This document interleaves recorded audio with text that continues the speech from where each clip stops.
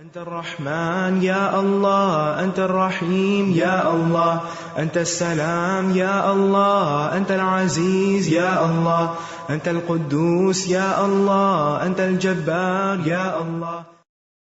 ولله الأسماء الحسنى فادعوه بها. نحمده ونصلي على رسوله الكريم، اما بعد فاعوذ بالله من الشیطان الرجیم، بسم اللہ الرحمن الرحیم، رب اشرح لي صدری ويسر لي امری واحلل عقدۃ من لسانی یفقهوا قولی۔ ناظرین، پروگرام اللہ کے خوبصورت نام کے ساتھ آپ کی خدمت میں حاضر ہے۔ آج ہم انشاءاللہ اللہ سبحانہ و تعالی کے نام الکریم پر بات کریں گے۔ الکریم، وہ جو بہت کرم کرنے والا، نہایت فیاض، ایسا کریم کہ جو الاکرم بھی ہے، یعنی اس سے بڑھ کر کوئی اور کرم کر نہیں سکتا، فضل کر نہیں سکتا۔ کریم کا لفظ فیاض اور سخی کے معنوں میں بھی استعمال ہوتا ہے۔ کریم وہ ہے جو معزز ہے، عزت والا ہے، وہ جو عزت دینے والا ہے۔ تو آئیے ہم اس نام کے بارے میں مزید دیکھتے ہیں کہ اللہ سبحانہ وتعالی کیسا الکریم ہے۔ اگر غور کیا جائے تو اللہ سبحانہ وتعالی نے جو کچھ ہمیں دیا ہے وہ بغیر کسی معاوضے کے دیا ہے۔ مثلا ہم نے اپنی آنکھوں کے لیے کچھ پے نہیں کیا، اپنے کانوں کے لیے کچھ دیا نہیں، وہ جو عوض کے بغیر دیتا ہے، یک طرفہ طور پر دیتا چلا جاتا ہے، وہ جو کسی سبب کے بغیر دیتا ہے، وہ جو اس کو بھی دیتا ہے جو ڈیزرو کرتا ہے اور اس کو بھی دیتا ہے جو ڈیزرو نہیں کرتا، وہ جو دے کر خوش ہوتا ہے، وہ جو لینے والے کی شکر کرنے پر اس کا قدردان ہوتا ہے اور اس کو مزید نوازتا ہے، وہ جو خود دیتا ہے اور پھر دینے کے بعد جس کو ملتا ہے اس کی تعریف بھی کرتا ہے۔ مثلا ایوب علیہ السلام، انہوں نے اپنی تکلیف پر صبر کیا، یہ صبر کی توفیق اللہ سبحانہ تعالیٰ نے ان کو دی، لیکن جب انہوں نے صبر کیا اللہ ہی کی دی ہوئی توفیق سے تو اللہ تعالیٰ نے ان کی تعریف فرمائی، نعم العبد، کتنا اچھا بندہ۔ اسی طرح حضرت سلیمان علیہ السلام کی بھی تعریف فرمائی، نعم العبد، کتنا اچھا بندہ، انہ اواب، بہت زیادہ رجوع کرنے والا۔ اور یہ رجوع کی توفیق بھی دراصل اللہ سبحانہ تعالیٰ ہی نے دی تھی۔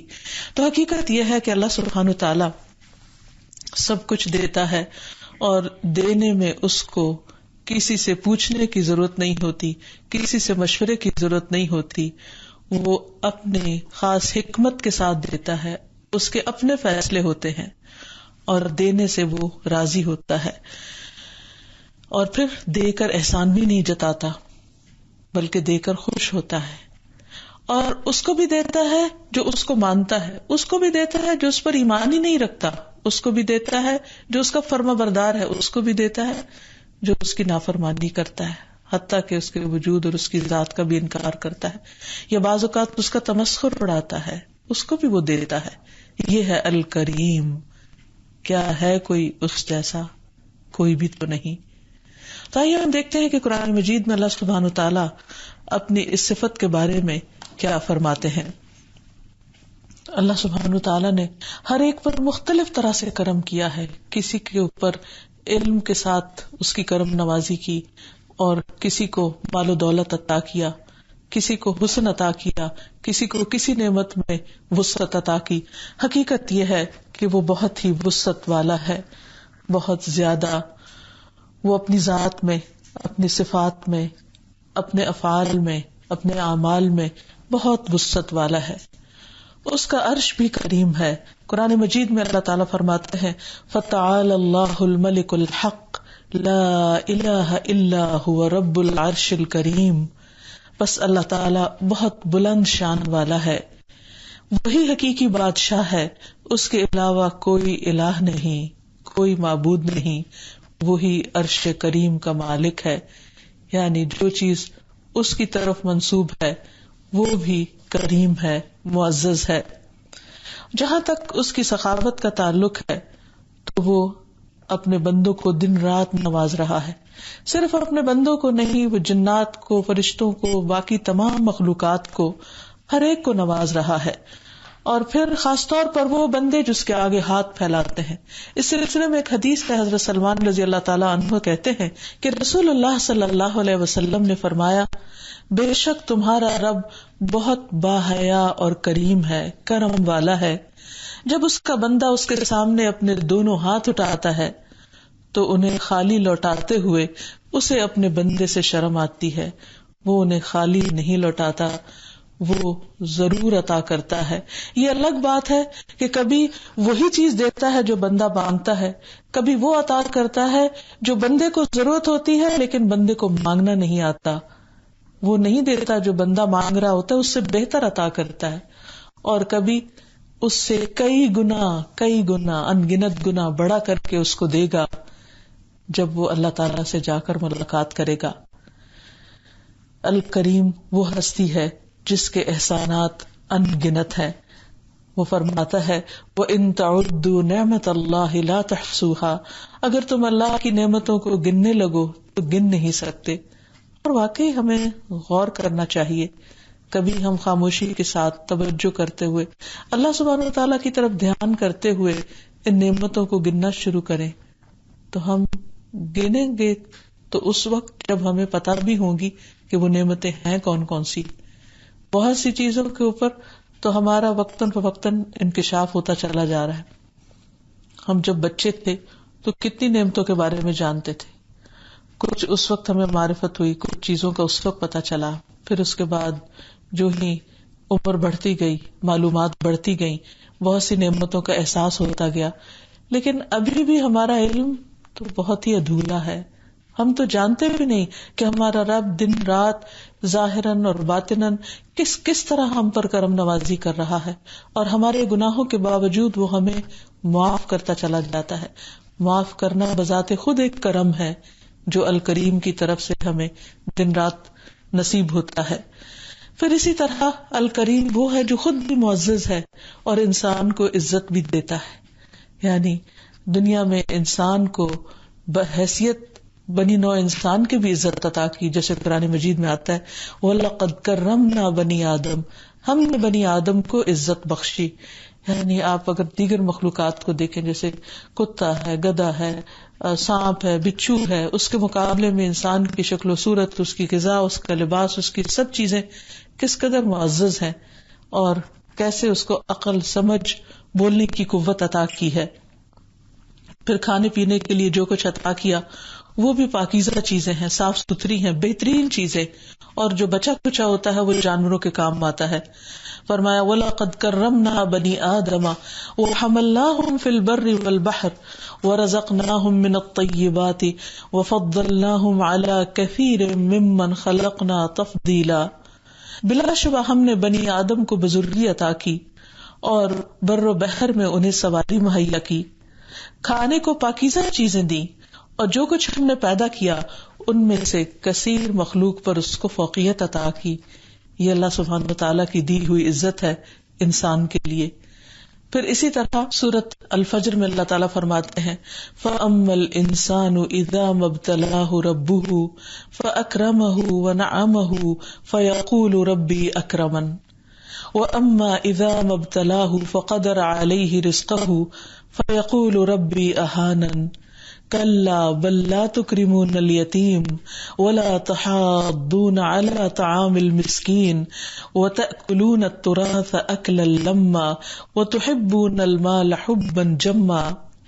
مگر انسان کا حال یہ ہے کہ جب اس کا پروردگار اس سے آزمائش میں ڈالتا ہے اور اسے عزت اور نعمت دیتا ہے تو کہتا ہے میرے پروردگار نے مجھے عزت بخشی، اور جب اسے آزمائش میں ڈال کر اس کا رزق اس پہ تنگ کر دیتا ہے تو کہتا ہے میرے پروردگار نے مجھے ذلیل کر دیا.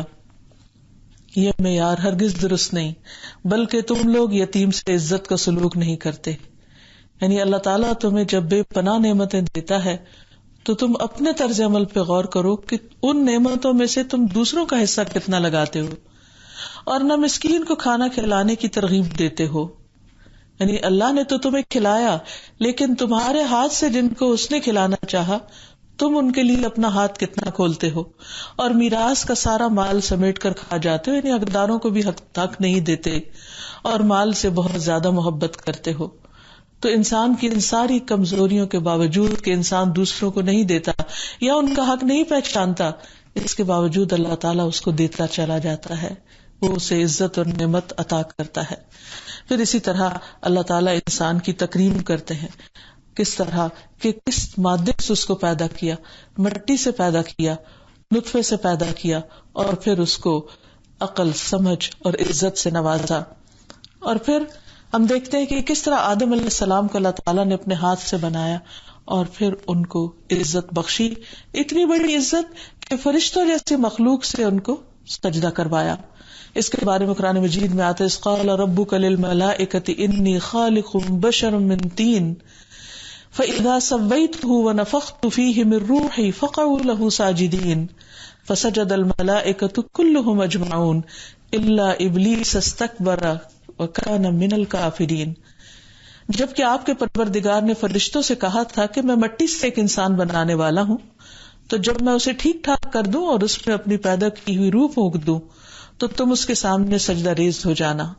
چنانچہ سب فرشتوں نے مل کر اسے سجدہ کیا سوائے ابلیس کے جو اکڑ بیٹھا اور کافروں میں سے ہو گیا، یعنی اس نے تکبر کیا اور آدم کے آگے نہیں جھکا. لیکن یہاں ایک طرف آپ دیکھیے کہ اللہ نے آدم کو عزت دی اور فرشتوں سے سجدہ کروایا. اب آدم کی اولاد کو سوچنا چاہیے کہ وہ اللہ سبحانہ وتعالیٰ کو کیا مقام دیتا ہے کہ اس کے آگے نہیں جھکتا. اللہ سبحانہ وتعالیٰ اس بندے کو حقیقی معنی میں عزت دیتا ہے جو اللہ سبحانہ وتعالیٰ کی عزت کو پہچانتا ہے اور اس کے سامنے اپنا سر نگوں کر دیتا ہے.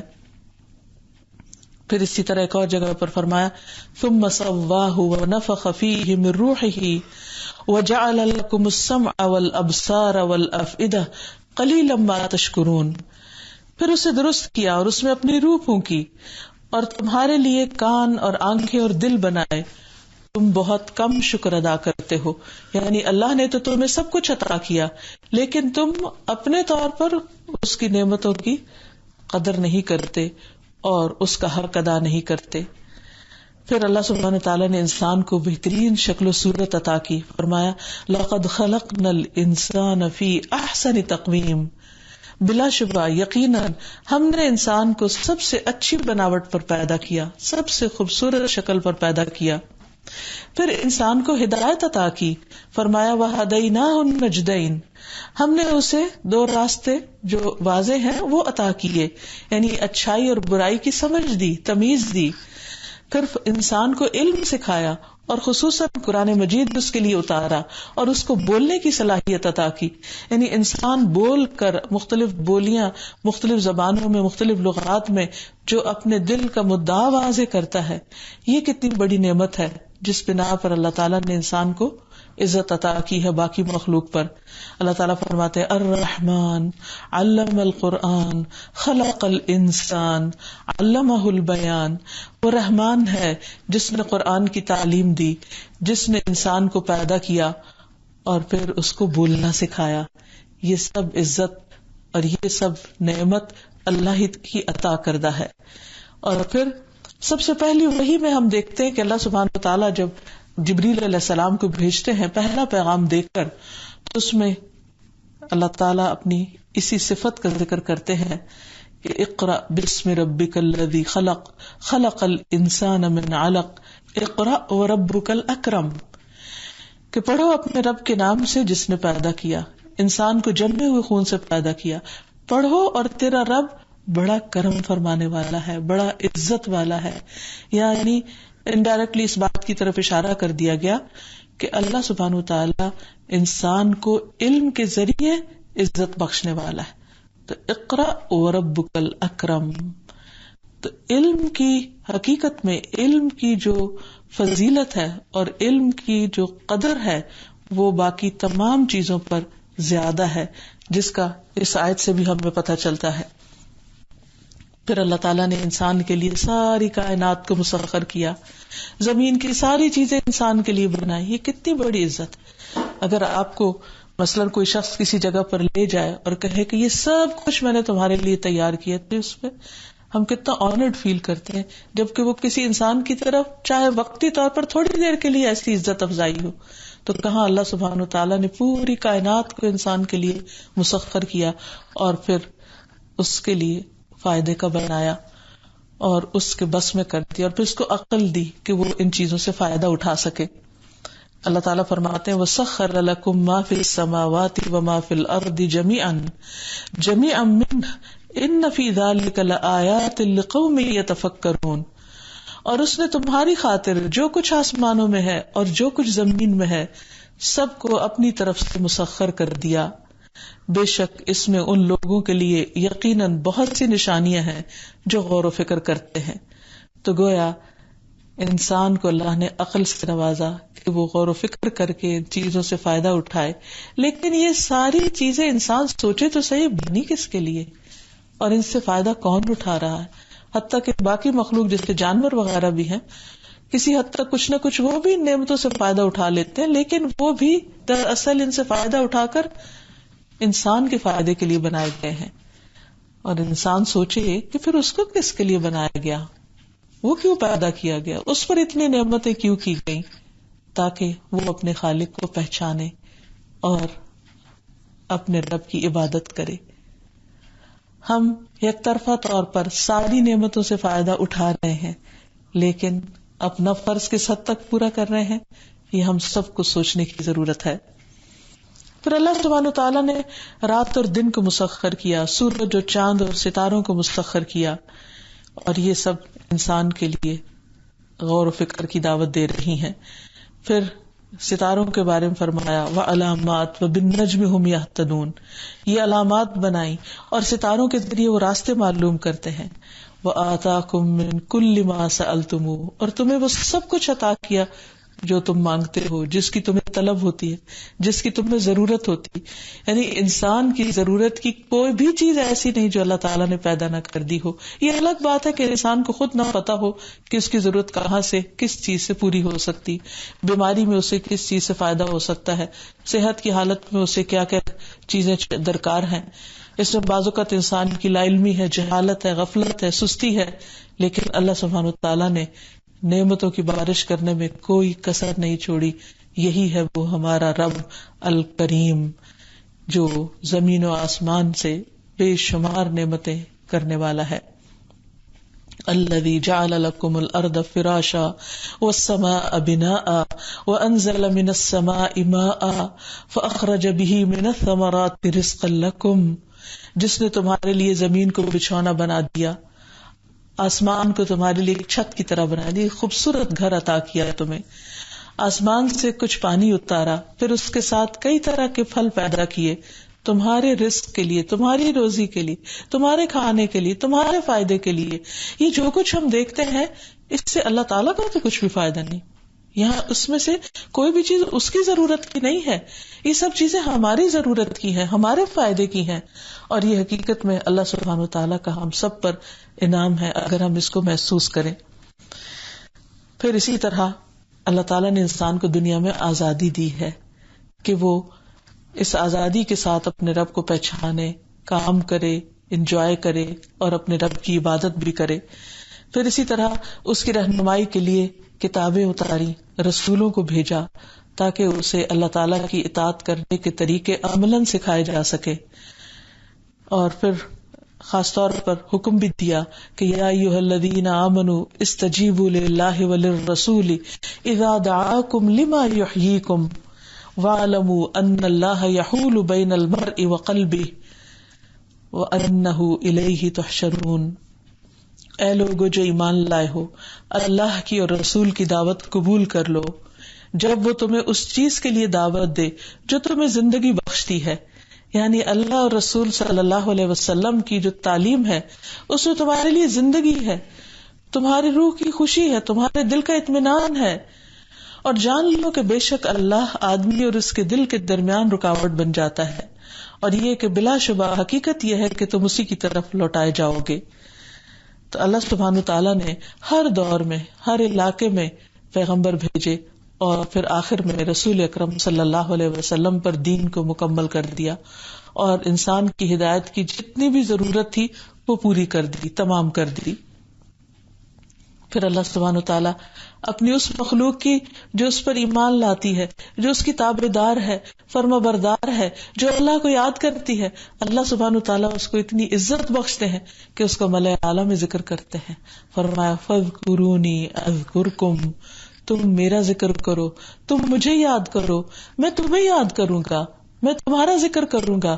اکیلے میں کرو گے تو اکیلے میں کروں گا، لوگوں کے بیچ میں بیٹھ کے کرو گے تو اس سے بہتر مجلس میں کروں گا. کتنا بڑا اعزاز، کتنا بڑا اکرام، کس قدر اللہ سبحانہ وتعالی کی نعمت اور فضل کہ انسان سجدے میں پڑھ کے شکر ادا کرتا رہے تو سجدے سے سر نہ اٹھا سکے.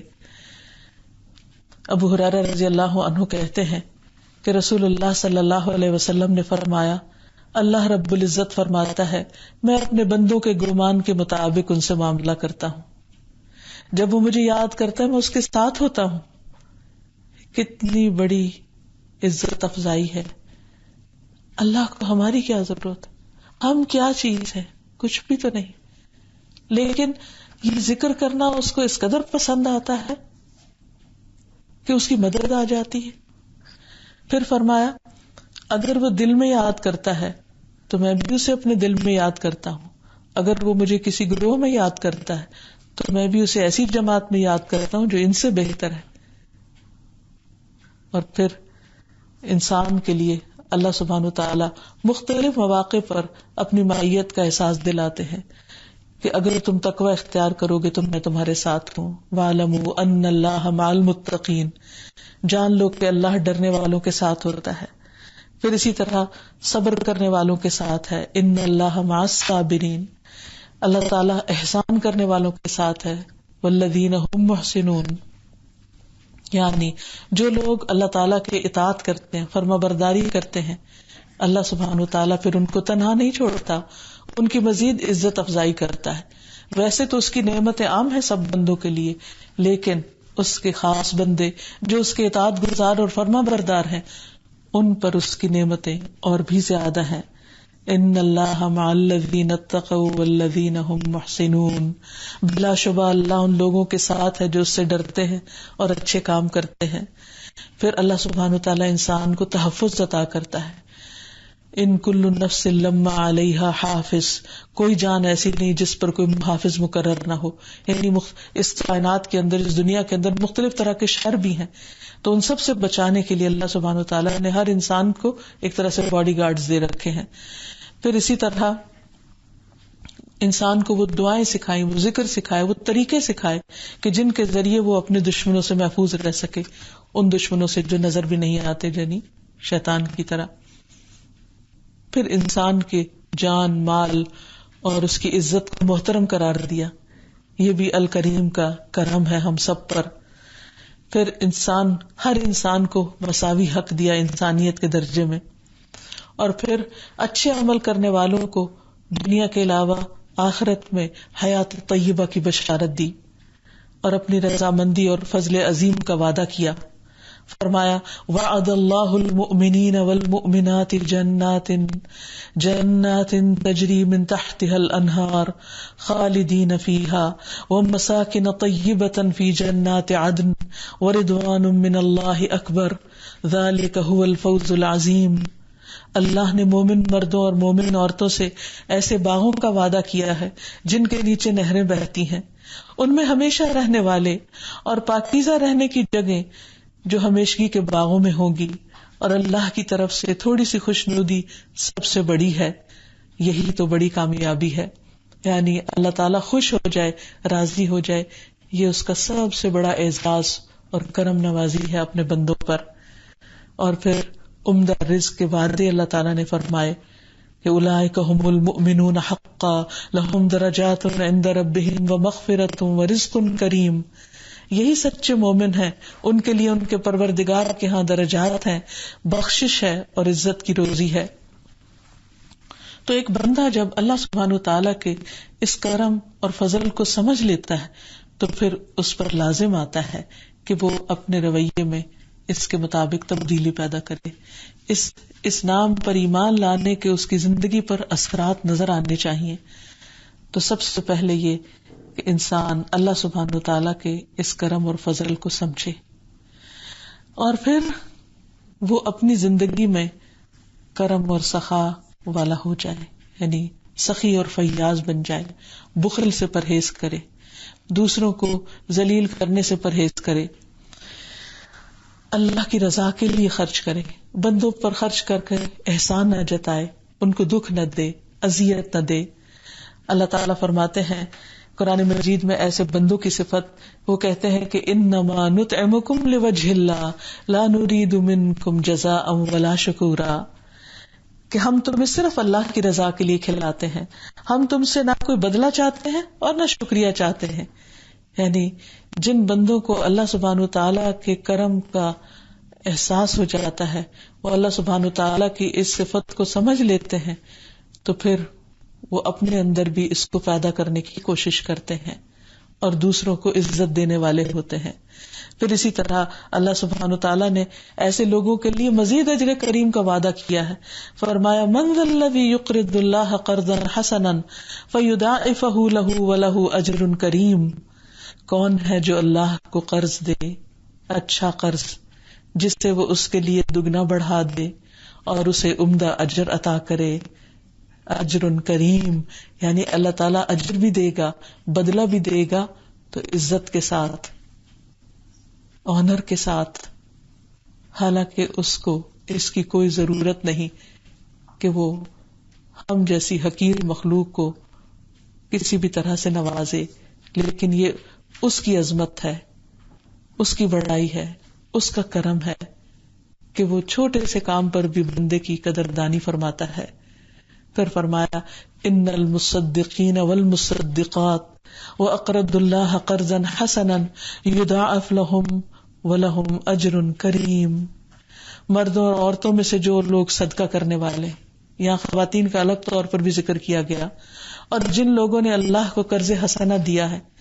قرض حسنہ سے مراد یہ کہ بغیر کسی دنیاوی مادی فائدے کے، بغیر کسی مشکل کی آسانی کے، اللہ کے دین کی بلندی کے لیے اور اس کی تبلیغ کے لیے وہ ان کے لیے دگنا کر کے دیا جائے گا، یعنی اس کو کئی گنا بڑھا کر واپس لوٹایا جائے گا اور ان کے لیے عمدہ اجر ہوگا، رزق اجر کریم. اور پھر یہ ہے کہ اللہ سبحانہ تعالیٰ چونکہ خود کریم ہے تو کرم کرنے کو پسند فرماتا ہے. حدیث میں آتا ہے بلا شبہ اللہ عز و جل کریم ہے، کرم نوازی کو پسند کرتا ہے، بلند اخلاق کو پسند کرتا ہے اور ردی اخلاق سے نفرت کرتا ہے. تو اس لیے بندے کے لیے لازم ہے کہ وہ اپنے اندر عمدہ اخلاق پیدا کرے، کیونکہ وہ خود کریم ہے، اس کو کرم پسند ہے. تو بندہ اپنے اندر ایسی صفات لائے کہ جس سے وہ اللہ کا محبوب بن جائے.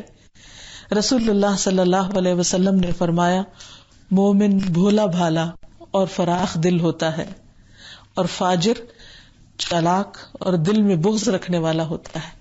یعنی وہ دوسروں کے لیے خیر خواہی نہیں رکھتا، دوسروں کے لیے بدگمانی اور برے جذبات رکھتا ہے.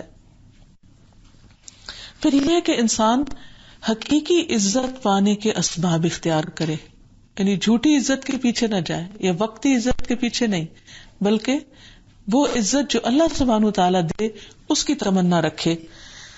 اور یہ بھی ایک حقیقت ہے کہ اللہ سبحانہ وتعالیٰ کے ہاں جو عزت ملتی ہے بندے کو وہی حقیقی عزت ہے، اور انسان اسی کو حاصل کرنے کے درپے ہو، اسی کو حاصل کرنے کی تمنا کرے اور اسی کے لیے کوشش کرے، دنیا کی جھوٹی عزت کے پیچھے نہ دوڑے. اللہ سبحانہ وتعالیٰ کے ہاں انسانوں کی دو قسمیں ہیں، ایک وہ جو اللہ کی نگاہوں میں عزت والے ہیں، اللہ کے محبوب بندے ہیں، اور دوسرے وہ جو اللہ کے ہاں ذلیل ہیں، جو اللہ تعالیٰ کے مبغوض بندے ہیں. اللہ تعالیٰ ہمیں اس سے محفوظ رکھے.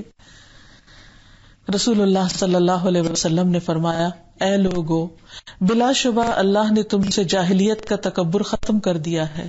اب لوگ دو طرح کے ہیں، ایک نیک متقی اور اپنے رب کے ہاں بزرگی والے، یعنی ان کا مقام اللہ کی نگاہ میں بہت بڑا ہے. دوسرے گناہگار، بدبخت اور اللہ کے ہاں حقیر. پھر آپ نے یہ آیت پڑھی اے لوگو، ہم نے تم کو ایک مرد اور ایک عورت سے پیدا کیا اور تمہیں مختلف ذاتوں اور قبیلوں میں تقسیم کر دیا تاکہ تم پہچانے جاؤ. پھر آپ نے پوری آیت تلاوت کی اور آخر میں فرمایا میں یہی کچھ کہنا چاہتا تھا, میں اللہ سے اپنے لیے اور تمہارے لیے بخشش کی دعا کرتا ہوں. یعنی انسان کی اصل عزت اللہ کی اطاعت میں ہے, اللہ کی نظروں میں بڑا ہونے میں ہے. اگر کوئی انسان پوری دنیا کا بھی پسندیدہ بن جائے لیکن اللہ کے ہاں اس کی عزت نہیں تو حقیقت میں اس کے پاس کوئی عزت نہیں. اور اگر کوئی اللہ کے ہاں ذلیل ہے تو پھر وہ حقیقت میں ذلت میں ہے, اور اگر اس کے ہاں عزت ہے اور دنیا اس کو ٹھکرا بھی دے تو اس کا کچھ بھی نقصان نہیں. قرآن مجید میں ہمیں عزت کا واضح معیار دے دیا گیا کہ ان اکرمکم عند اللہ اتقاکم, کہ تم میں سب سے زیادہ عزت والا اللہ کے ہاں کون ہے؟ جو اللہ سے سب سے زیادہ ڈرتا ہو, پبلک میں بھی اور تنہائی میں بھی اور ہر جگہ پر.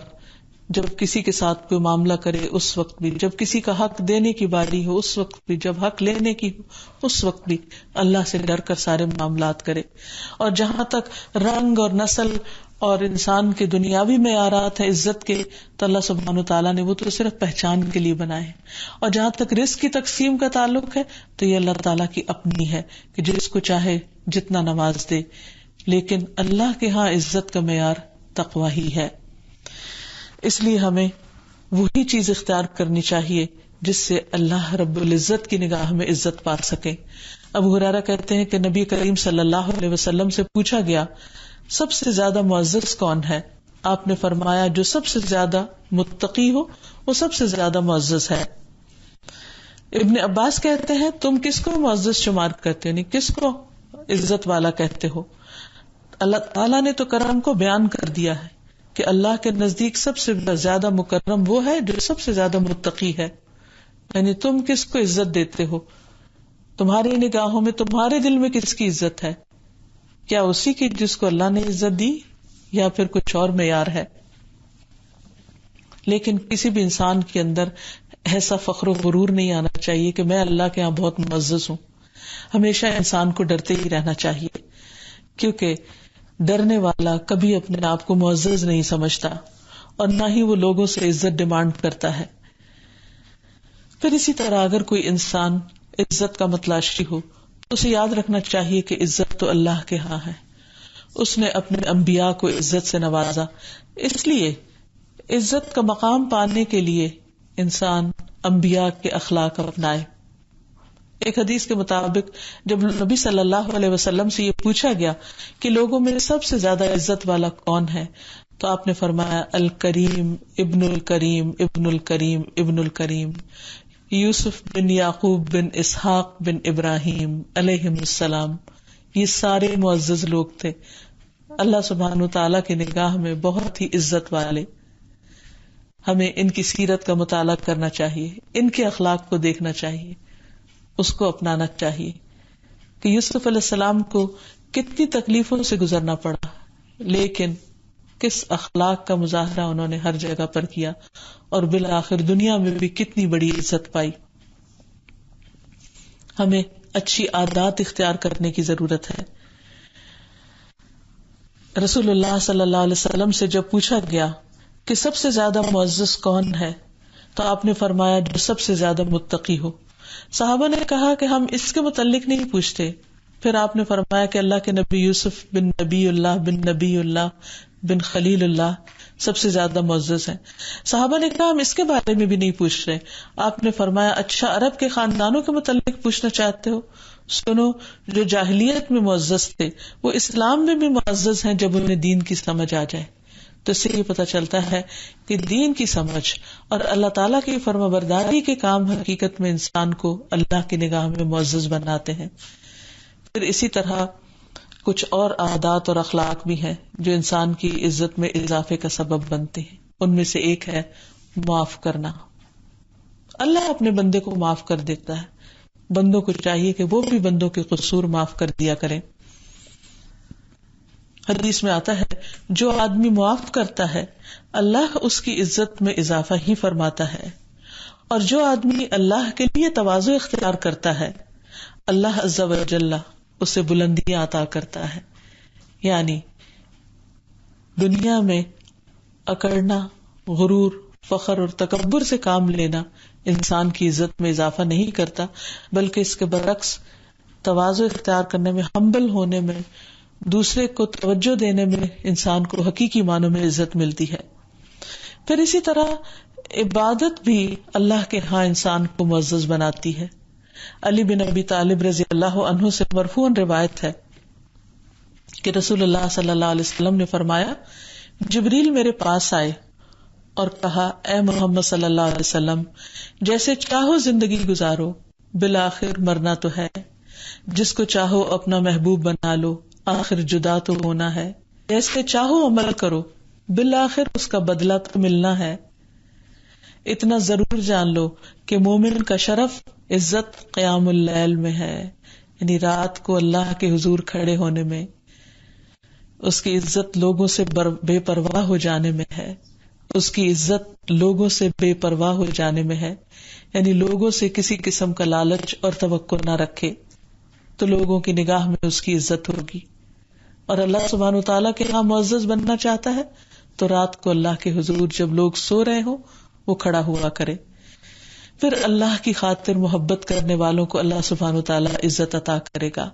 ابو امامہ کہتے ہیں کہ نبی صلی اللہ علیہ وسلم نے ارشاد فرمایا، جو بندہ اللہ کی رضا کے لیے کسی شخص سے محبت رکھتا ہے، یعنی دنیا کا کوئی لالچ اور غرض نہیں، تو در حقیقت وہ اپنے رب عز و جل کی عزت کرتا ہے.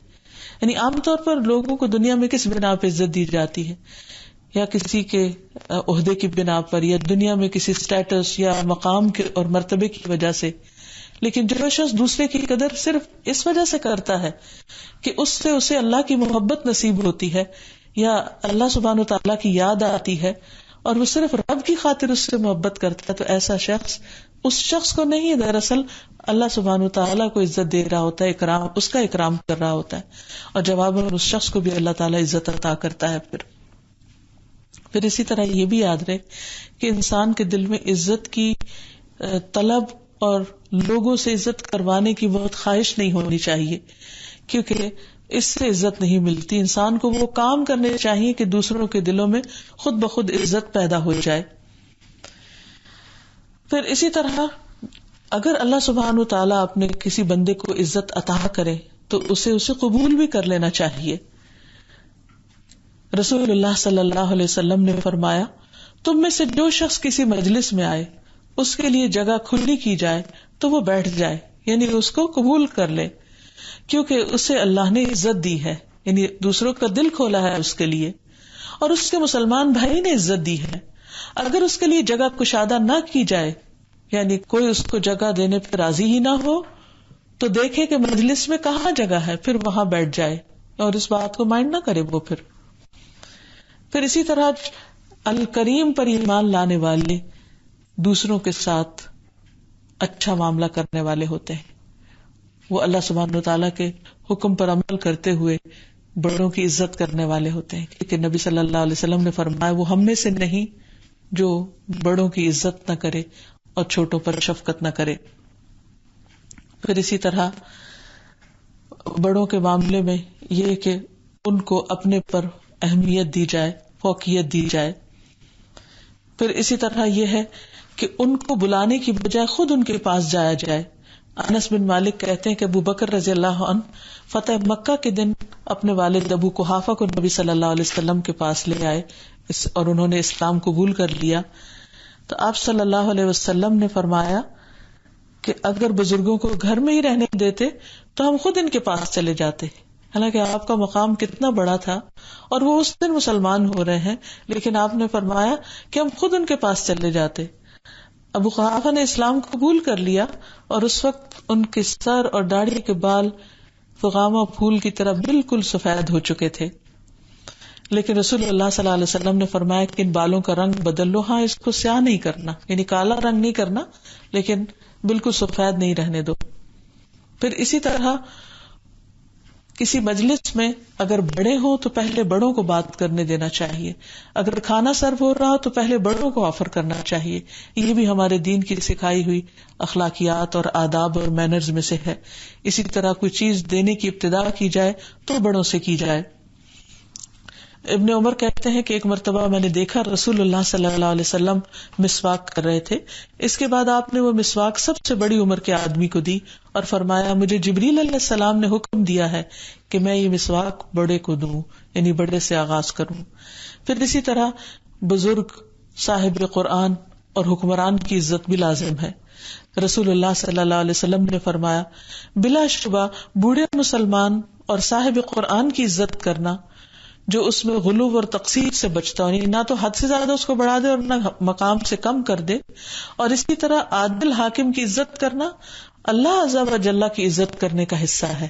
یعنی الکریم پر ایمان لانے کا حصہ ہے کہ انسانوں میں سے جن کو اللہ نے عزت دی ہے ان کی عزت کو قبول کر لے، اور ان کو عزت دینا دراصل اللہ کو عزت دینا ہے.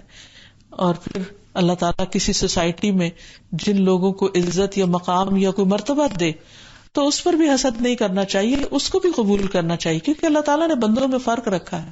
کچھ کو کسی چیز میں عزت دی ہے، کسی کو کسی چیز میں دی ہے، تو اس کے اس مقام اور مرتبے کو قبول کرنا بھی دین کی اخلاقیات میں سے ہے. آپ صلی اللہ علیہ وسلم نے فرمایا اذا جاءکم کریم قوم فاکرموہ، جب تمہارے پاس کسی قوم کا معزز شخص آئے تو اس کو عزت دو. یعنی اگر جو صاحب عزت ہے اس کو عزت نہیں دی جائے گی تو پھر اس سے ادب آداب ختم ہو جائیں گے اور ایک اچھا خوشگوار ماحول ختم ہو کر رہ جائے گا. تو بہرحال جب انسان اللہ سبحانہ وتعالیٰ کی اس صفت کو معلوم کر لیتا ہے تو اس کے اندر بہترین اخلاق پیدا ہوتے ہیں. اللہ سبحانہ وتعالیٰ کو وہ عزت دینے والا ہوتا ہے، اللہ کے حکم کے مطابق بندوں کو عزت دینے والا ہوتا ہے.